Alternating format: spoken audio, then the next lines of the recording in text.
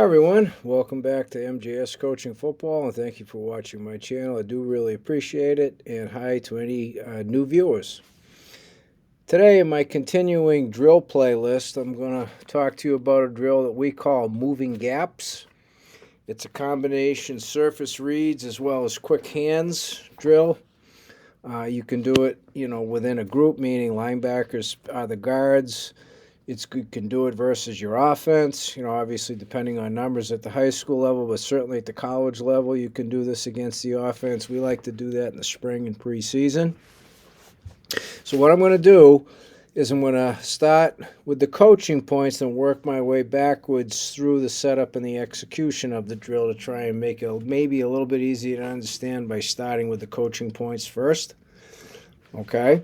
And then I'll get into the ins and the outs of the drill itself and how quickly you can get through at least 2 reps, one on each side for each of your players.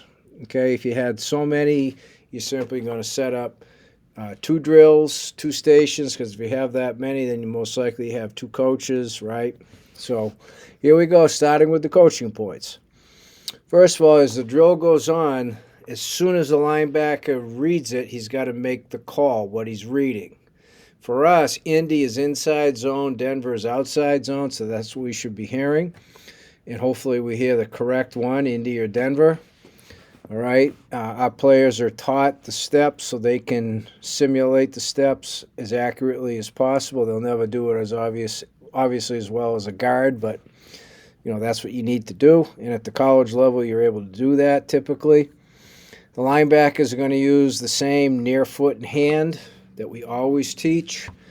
They're going to execute a strike timing with a stun tear escape.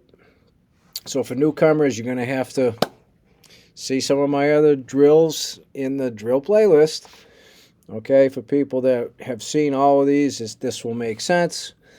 One of the big keys is always getting your hips past the blocker, but now, since you're going against a live surface read, you can actually work what really happens, and that's as you're coming downhill, sliding your hips prior to your execution of, let's say, the stun tear in this case. Okay, and what we want to see in this drill are quick hands, flipping the hips with violent hands. It's got to be a violent escape. Okay, and how that can be, well, I'll get to it when I talk about setup and execution. And the big key, hence the name of the drill, moving gaps, is the linebackers must understand that the gap moves with the blocker. So, a lot of us, if not all of us, do this. You'll work on alignments because, your alignment comes first, right? Alignment assignment. And so when a player lines up, there's the B gap. And then in an alignment drill, that gap never moves. So there's a tendency for blockers to overtake a linebacker, especially a young one, and also they don't understand that they're in the A gap, not the B gap, because the gap moved, right? So that's important, and as we teach, there's a lot of ways to do it. For us, we use numbers. You can teach gap control technique in the drill as well, so we tell our guys your 31 techniques, which means they have the B gap, or your 51 okay, so incorporate that into your drill as well, however your terminology is set up. Speaking of setup, we use the scrimmage line. There is not a tackle here. The tackle is represented by the scrimmage line, but the guards are live people. Okay? And before I get into the specifics of setup and execution, in this drill we have the guards going in opposite directions. We can have the guards go in the same direction, opposite directions. Okay? The key is we only execute 2 types of blocks, inside zone, outside zone. Okay? So now let's get to the setup and execution. The setup is simple. You use a marked scrimmage line on a marked line. 2 linebackers. The line is the guards. You have your 2 rows of linebackers. B's are for backer. M is for Mike. That's what we call them. Again, whatever you call them, stick with it. Okay, we have live reads, and these live reads use hand shields. Okay, so that's where we can be violent. We want to have violent escapes. What allows us to do that is we're doing against a hand shield. Even when we're in full pads, we tend to do this drill with hand shields. Now, when we're going against the offense, no. Okay, it's going to be, man against man.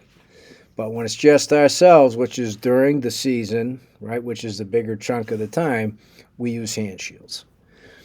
The linebackers line up in their base 3-4, which is B-split on the guard. The coach is behind them because he's signaling the blocks that he wants to see. The coach is going to signal inside or outside. So for us, it's inside or outside. Okay, so here or here. Simple as that. Does it make sense? I hope. Okay.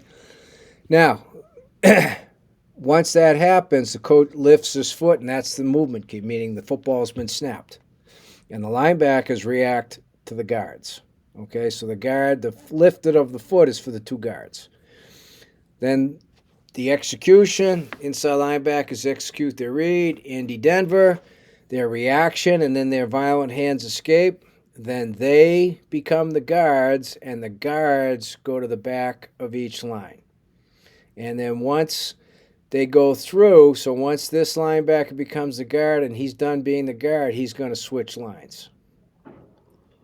Okay, so once they've been both a guard and the linebacker in this line, they switch to this line. And with your running clock on the scoreboard, this drill we go quick. This takes us anywhere between a minute and a half, about a minute 40, typically. Okay?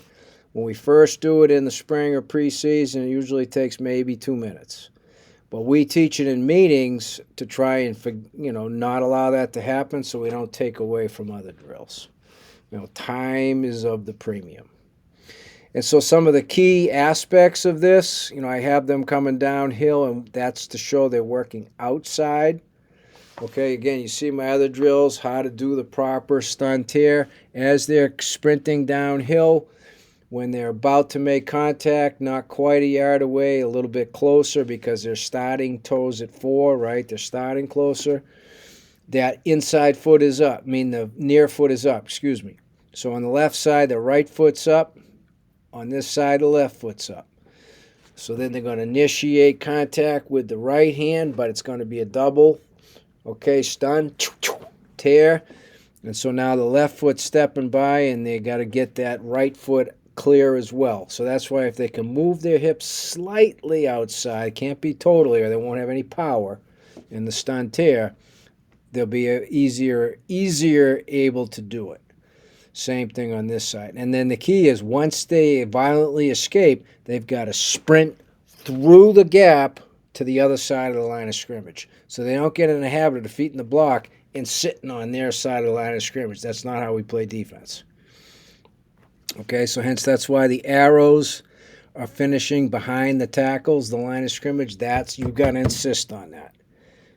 You're either coaching it or letting it happen. So don't coach you guys to be lazy or not finish, and don't let them be lazy and not finish. Okay?